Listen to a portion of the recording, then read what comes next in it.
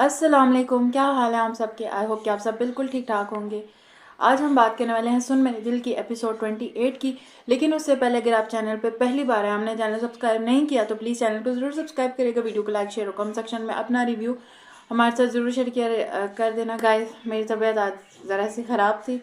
मेरे से अगर कोई पॉइंट इधर उधर हो जाए तो प्लीज़ उसको माफ़ कर दीजिएगा और कमेंट सेक्शन में लिख दिएगा। आज हम ज़रा जल्दी जल्दी ही पॉइंट्स कवर करते हैं। 28 एपिसोड स्टार्ट होती है तो जो अमार है वो दानिया की तरफ है और वो उसको कहते हैं कि अगर तुम आज रात यहीं रुक जाओगे तो वो रुकने वाला वो कब से वहीं बैठा हुआ बातें शायद कर, तुम यहीं रुक जाओ आज रात ये है वो है।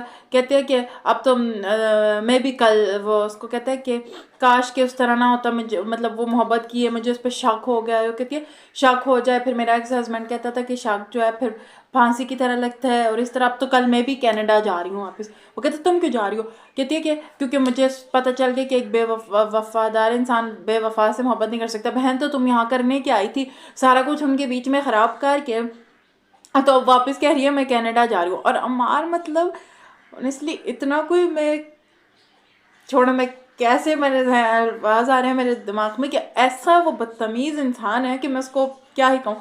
बैठा हुआ है, अच्छा शक वाले भी नहीं है, ऐसे काम वो खुद कर रहा है। और शक किस पे कर रहा है, अपनी बीवी पे कर रहा है। कमाल है अम्मार, तो कमाल है भाई। और उसको कहते हैं तुम जो है कनाडा मत जाओ। फिर जो दूसरी तरफ बिलाल अब्दुल्ला है उसको बैठे हुए सारे सदफ़ के ख्यालात आ रहे होते जब वो कहते कि मैं आपसे मोहब्बत नहीं कर सकती, मैं इस चीज़ को एक्सेप्ट नहीं। वो सारे जो हैं उसको सारे फ्लैशबैक दिखाएं। आई थिंक ये एपिसोड्स को लंबा करने के लिए आप उन चीज़ों को फ्लैशबैक करे जाने ना करें तो वो ज़्यादा ही बेहतर है, क्योंकि ऑलरेडी 28 एपिसोड्स हो गई हैं और हम स्टोरी का ही देख रहे हैं कि कहाँ है, क्या चल रहा है। और फिर जब अमार उसको सदफ़ को सॉरी दानिया को कहता है कि मैं तुमसे कुछ कहना चाहती हूँ। बोलते क्या हो कि तुम जो हो कनाडा नहीं जाओ।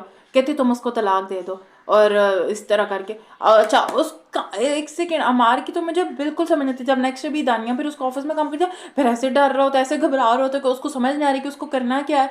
और दानिया कहती आज तुम घर आओगे मैं तुम्हारा वैसे ही इंतज़ार करूंगी जैसे बीवी अपने शोहर का इंतज़ार करती है। यार ऐसी लाइंस और ये स्क्रिप्ट मुझे तो समझ नहीं आता टीवी पे आया क्यों है, इसका मकसद क्या था इस स्क्रिप्ट का, इस चीज़ को बनाने का, इसकी क्या लॉजिक है। खलील रहमान साहब ने क्या मतलब लॉजिक, उन्होंने एक दफ़ा कहा था कि मेरे दिमाग में सारे आइडियाज़ ऊपर से आते हैं, ये वो उन्होंने किया क्या इस ड्रामे के साथ, उन्होंने ये स्क्रिप्ट को कर क्या दिया।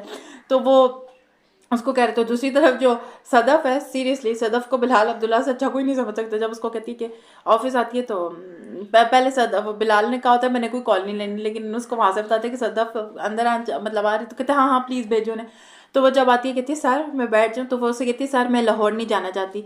तो वही बिलाल अब्दुल्ला ने पहले कहा था आप एक दफ़ा ही डिसाइड कर लें, आप सोच लें कि आपने करना है, कि आप जाना चाहती हैं नहीं। तब उसने कहा था नहीं मैंने पहले इनकार किया था, अब ये मेरा डिसीजन है कि मैं नहीं। तो कहता है आप फिक्र ना क्यों नहीं आप जाना चाहती, मैं पूछ सकता हूँ कि सर मैं लाहौर उस तरफ है, मेरा शोहर उस तरफ है। बहन अभी ये बातें खुद करके आगे जब उससे सारी एक्सप्लेनेशन मांगेगा तो उसको कहेगी मेरी पर्सनल चीज़ें हैं, आप मेरी पर्सनल चीज़ों में ना आप पूछें। पर्सनल बहन तुम्हारा रह क्या गया, सारा कुछ तो उसकी वजह से ही हो रहा है, जो वो सही करने की कोशिश कर रहा है। तुम लोगों से ज़्यादा तो चीज़ें तुम लोगों की बैठ के वो सही कर रहा होता है। जिस पे वो उसको कहती है कि वो कहता है ठीक है मैं अमार का भी जो हूँ वो दे दूंगा टिकट। वो कहते हैं नहीं नहीं सर आप उसका मत दें, अगर आपको मुझ पर गुस्सा आ रहा है तो मैं जो हूँ रिज़ाइन कर दूंगी। तो वो जब जाने लगे वो कहते हैं आप मुझे बताएंगे ये क्या। कहते हैं नहीं सर मैं नहीं बताऊंगी, मतलब कोई नहीं, ये मेरी पर्सनल चीज़ है। वो एकदम आगे जब दरवाजे के पास जाके खड़ा था, वैसे वहाँ से मुझे शॉट बड़ा अच्छा लगा था। वो खड़ा होता है कहता आप मुझे बताएंगी, अगर यहाँ पूछ रहा हूँ तो ऑफिस के उससे पूछ रहा हूँ, घर आके ऑफिस के उससे नहीं पूछूंगा कोई और। कहते किस नाते से, कहते हार और जीत के नाते से। कि फिर वो बिठाता है कि आप मुझसे अभी कर लें वरना घर तो आपका शोर भी होगा। फिर जब उसे कहता है कि वो उसको थोड़ा बताती है तो कहता है कि मैं समझ सकता हूँ घर टूटने का डर, लेकिन आप लोगों ने तो लव मैरिज की थी। और इस तरह उसको बताएं कि लव जब प्यार हो तो उसमें ये सब नहीं होता। फिर आप लोगों ने तो शक किया, उसने आपको नफरत दी बीच में इतनी ज़्यादा। और फिर जब गाइस मेरा दिमाग इतना ख़राब हुआ तो मुझे कुछ समझ नहीं आ रही क्या बात करनी है।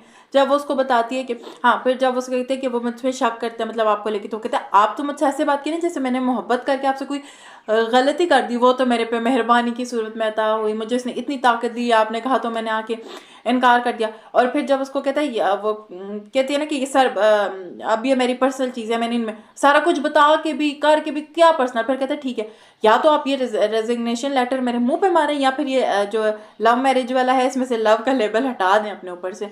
और सदफ जो होती है फिर रेजिग्नेशन लेटर जो है टाइप वगैरह कर लिया, उस पर अमार के पास जाती है, उसे कहती है कि मैंने इस्तीफ़ा दे दिया, मैं घर जाके घर संभालूंगी, तुम आओगे तुम्हारा इंतज़ार करूंगी, अगर तुम वापस आ गए तो मैं तुम धानियों को कहो मुझे तुम्हारी रफाकतों से ये वो छुट्टी चाहिए, और अगर तुम घर आ गए तो मुझे लगेगा कि तुम कहीं नहीं गए, तो घर ना आए तो फिर मोहब्बत वाले पीछे मुड़ के देखते नहीं, और इस तरह का सीन दिखाया हो गया। ऑनेस्टली मेरी एक तबीयत खराब थी, वरना मैं इसमें से कुछ ना कुछ निकाल ही लेती। मैं बात करती मैं कहती यार मैं क्या देख रही हूँ, ख़त्म हो जाए, बस मुझे यही था।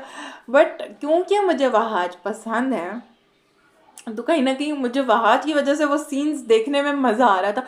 वही कहते हैं ना जब एक कोई एक्टर किसी स्क्रिप्ट को चूज़ करता है तो मुझे लगता है उन पे उनके फैंस की तरफ से बहुत ज़्यादा एक उनको मद्देनज़र रखना चाहिए। अब ऑनेस्टली शायद मैं ये ड्रामा ना देखूं, बट एक वहाज क्योंकि मुझे पसंद है उनकी, मतलब मेरे लिए तो ऐसा है ना जैसे कुछ एक्टर्स ऐसे होते थे कि जिनका हम नाम होता था कि जैसे सज्जल हो गए, यमुना हो गई, इन लोगों आयजा हो गए, ये लोग कुछ ऐसे एक्टर्स हैं जिनके नामों से ही बंदा कहता है कि ये प्रोजेक्ट देखना और ये डेफिनेटली अच्छा भी होगा।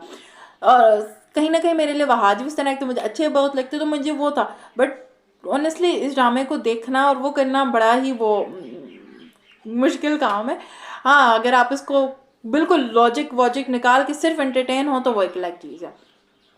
खैर आप देखते हैं खलील उर रहमान कमर साहब की जो अगली स्क्रिप्ट्स आने वाली हैं। मैं मंटू नहीं हूँ और जेंटलमैन ने भी कोई अच्छा परफॉर्म नहीं किया था, बट आई थिंक मैं मंटू नहीं हूँ का कुछ होगा, क्योंकि हुमायूं, नदीम बेग और ये इन लोगों का एक बना हुआ है ट्रू वगैरह, तो वो आई थिंक कि कुछ इससे तो बेहतर और अच्छा ही परफॉर्म करेगा।